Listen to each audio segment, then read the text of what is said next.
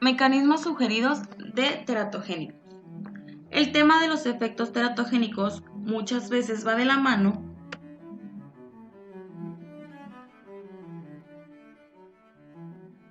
del tema de los defectos congénitos, debido a que la mayoría de los agentes teratogénicos lo producen. Recordemos que la teratogenia define cualquier situación presente al nacer, lo que no necesariamente es genético.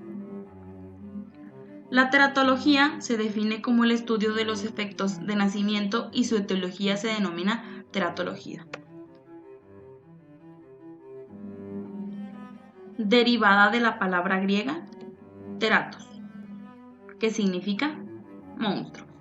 Un teratógeno puede definirse como cualquier agente que actúa durante el desarrollo embrional o fetal para producir una alteración permanente de la forma o función. Por tanto, un teratógeno puede ser un medicamento u otras sustancias químicas, un factor físico o ambiental como calor o radiación, un metabolito materno como en la diabetes o fenilcetonurina o una infección como el citomegalovirus. Incluso la obesidad se considera un teratógeno.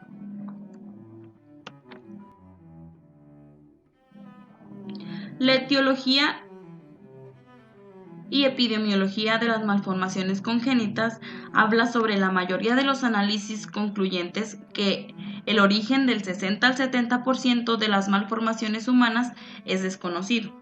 La literatura mundial muestra cifras como los factores citogenéticos, que abarcan el 5%, los factores genéticos mendelianos y mutaciones genéticas, con el 15 al 20%.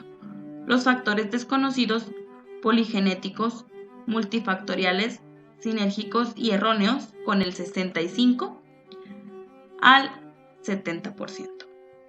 Se sabe que algunos medicamentos y químicos contribuyen a aumentar un pequeño porcentaje de malformaciones.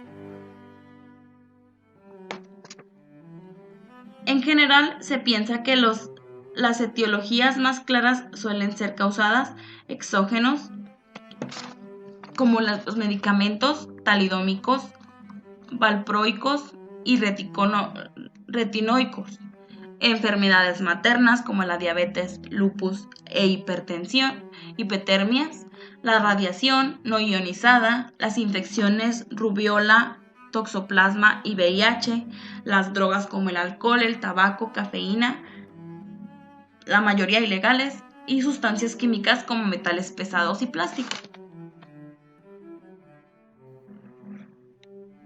Tenemos las infecciones materno in vitro en nuestra etiología con el 3%. La patología materna en el embarazo con fenilcetonurina, diabetes, tabaquismo, alcoholismo y desnutrición con el 4%.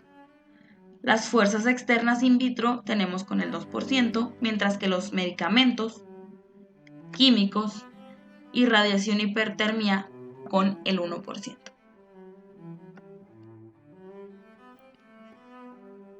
Ahora hablemos sobre los agentes teratógenos. Ya hemos dicho que algunos agentes externos o internos pudieran actuar como posibles o seguros teratógenos en el ser humano. Son capaces de producir anomalías que se identifican desde el nacimiento, de manera que ante todo niño con alguna alteración congénita debe identificarse con cuál es el defecto más temprano. Se debe ubicar el momento crítico de la morfología, se debe definir si es un defecto aislante o múltiple y se corrige o no a un síndrome.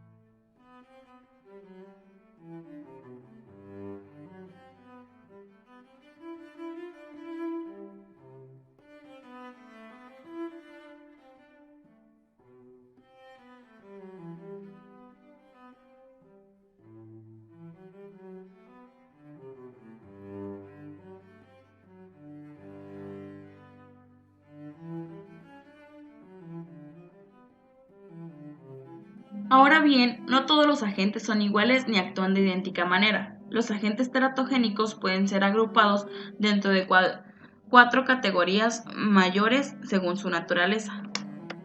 Principalmente tenemos los agentes infecciosos, con potencialidad de atacar los fetos in útero, son los virus, bacterias. Continuaré hablándoles sobre los agentes químicos, iniciando por el metilmercurio, que puede dañar las células germinales y en el sistema nervioso central provocar atrofias cerebrales. Luego hablaremos sobre los bifenilos policlorados. Estos provocan retraso mental en el desarrollo y hasta la muerte fetal. Y por último hablaremos sobre los metales.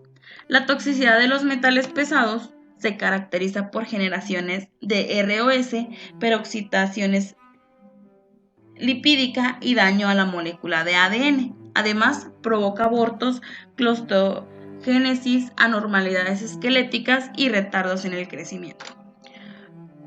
El último de los agentes son los factores físicos, nutricionales y otros, empezando por el consumo de tabaco.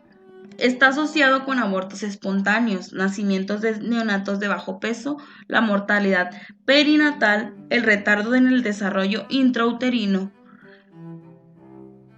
Luego sigue la radiación ionizada, que está dependiendo de la dosis y el periodo de desarrollo será el riesgo. A continuación tenemos la definición de yodo. La glándula tiroideal comienza a acumular yodo hacia mediados de la gestación, el cual llega al embrión a través de la placenta, lo que eleva el riesgo de un embarazo crónico. Los mecanismos de acción teratógenos hablan sobre las fases susceptibles durante el desarrollo. En esta, el periodo más sensible ocurre durante la organogénesis en el primer trimestre del embarazo. Las principales 2 semanas de embarazo corresponden al periodo de preimplantación y prediferenciación del desarrollo embrional. La exposición a los agentes teratogénicos durante este periodo no produce anormalidades congénitas, y eso tiene 2 explicaciones posibles. Es muy probable que una exposición altamente considerable resulte en un severo y absoluto daño del embrión. Mientras que en la fase B, la talidomida, que solo es teratógena en el embrión si se usa entre los días 21 y 36 durante la concentración. Y en la fase C, finalmente, es bueno considerar que algunos sistemas orgánicos, como el sistema nervioso central o el ojo, mantienen un crecimiento y diferencia durante casi toda la gestación e incluso después del nacimiento. Ahora hablaremos sobre las bases genéticas que determinan la susceptibilidad a la teratogena. Las diferencias genéticas de cada uno son las que hacen que cada cual sea más o menos susceptible a la exposición de determinados agentes. Esto ayuda a explicar por qué ningún teratógeno humano conocido causa daño en el 100% de los embarazos expuestos. Continuando con la relación dosis-respuesta en el efecto teratogénico. En las etapas iniciales de la teratogenia se piensa que el embrión y el feto estaban protegidos de cualquier exposición que ocurre en las madres, debido a la presencia de una barrera fetoplacentaria,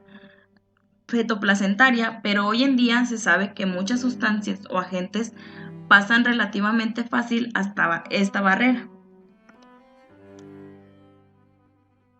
Los efectos teratógenos de la muerte fetal o embrionaria, retardos de crecimiento y patrones distintivos de malformaciones hablan sobre las manifestaciones más comunes de teratogenicidad. Suelen ser deficientes en el crecimiento prenatal o muerte del organismo en vías de desarrollo. Por otra parte, se han podido identificar un patrón de malformaciones específicas para cada teratógeno.